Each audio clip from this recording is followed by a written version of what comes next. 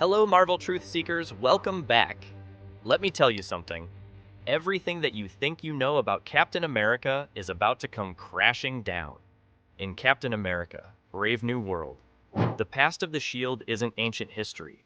Rather, it's the tool to a groundbreaking shift in the Marvel Universe. Today, we're diving deep beneath the glittering surface of the MCU to explore the hidden narratives, the covert connections, and the controversial twists that could change everything. Whether it's the shocking new political landscape or the unexpected return of familiar faces, one thing's clear. This isn't your average hero's tale. So hold your popcorn and let's jump into the story of Captain America. Brave New World. Chapter 1. The Legacy of the Shield. Let's flashback for a bit. Steve Rogers is gone, at least from the timeline we're following. After the events of Avengers Endgame, he handed over the shield to Sam Wilson, aka the Falcon.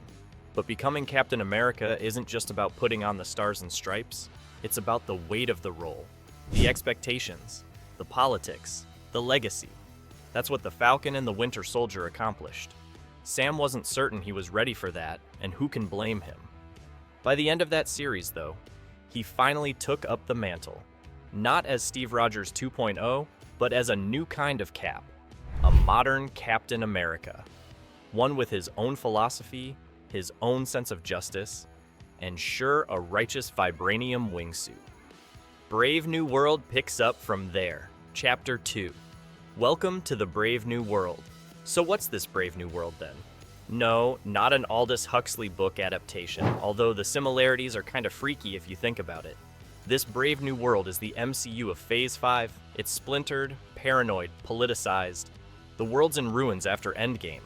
Superheroes are scattered, trust in governments is thin, and the world powers are trying to redefine power. And right in the midst of all this, Captain America. But not Steve. Sam. He's not just fighting villains. He's combating ideologies, systemic control, and a world that isn't sure it needs or desires a black Captain America. This movie is turning out to be deeply political, and that's when things really become fascinating. Chapter 3. The Return of an Old Friend.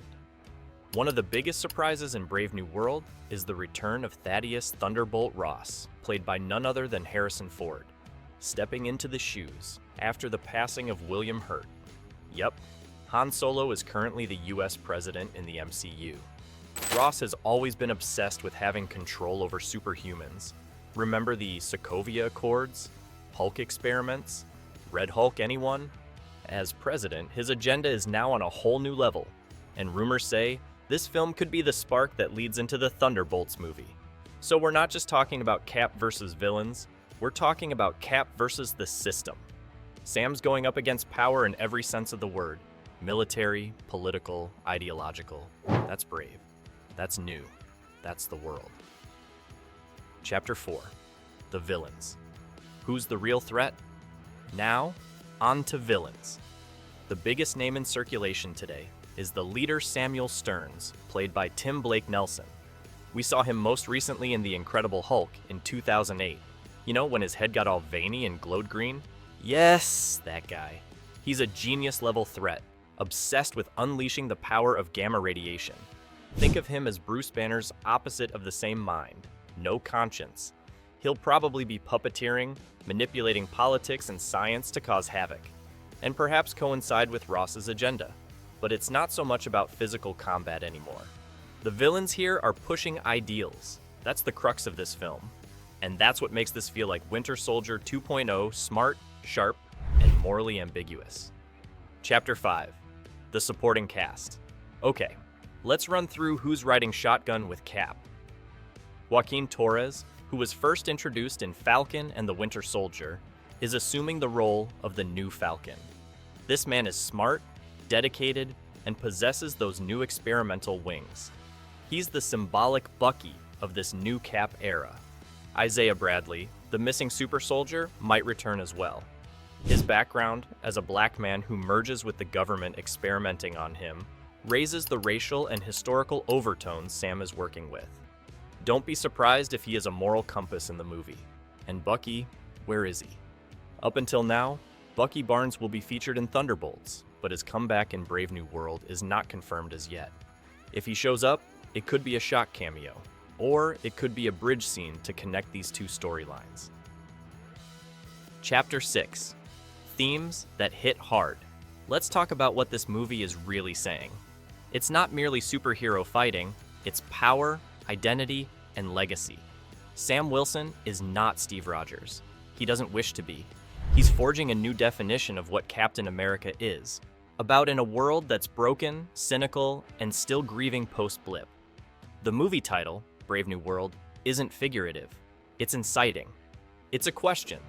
What does it mean to be a hero in today's day and age? Who gets to decide what's right? Who gets to bear the shield? It's not just about flying and punching. It's about belonging, representation, resistance. That's what makes this film potentially one of the most important MCU entries yet. Chapter 7. MCU Connections and Future Impact. Alright, if you're wondering, how does this tie into the bigger MCU puzzle? I got you. This film is expected to set up major plot lines for Thunderbolts, Ross, the Leader, and maybe some Gamma-based experiments gone wrong. Armor wars, political tensions running high, and hijacked Stark technology still out there. This film could be prepping us for future tech Cold Wars. Mutants/X-Men? It's a stretch, but fans think that maybe the Gamma experimentation is seeding ground for mutant DNA or covert tests. Who knows? Bottom line, Brave New World isn't an island story. It's a keystone. Chapter 8. Behind-the-scenes drama. Okay, honesty time. This movie has not had the easiest time of it. It's been delayed a few times, with release dates shifting due to rewrites, actor availability, and the general MCU overhaul. There's even buzz that the original cut didn't quite resonate as hoped in test screenings, resulting in reshoots and a bit of restructuring. But if Rogue One has taught us anything, it's that reshoots don't always equal disaster. Occasionally, it's how masterpieces are built. The tone now is Marvel doubling down on taking Brave New World seriously, character-driven, and grounded.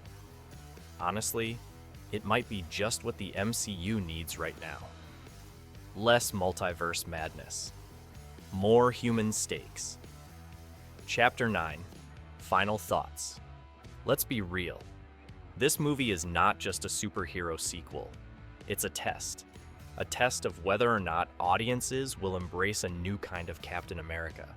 A test of whether Marvel can still tell gritty, intense stories in a universe that's bursting at the seams with gods and timelines. And it's a test for Sam Wilson, the character, and Anthony Mackie, the actor, to prove that Cap's legacy isn't just a serum or a star-spangled uniform. It's about courage, conviction, and carving out your own space in a world that wasn't made for you. So, what do you think? Are you stoked for Captain America? Brave New World? Do you believe in Sam as Cap?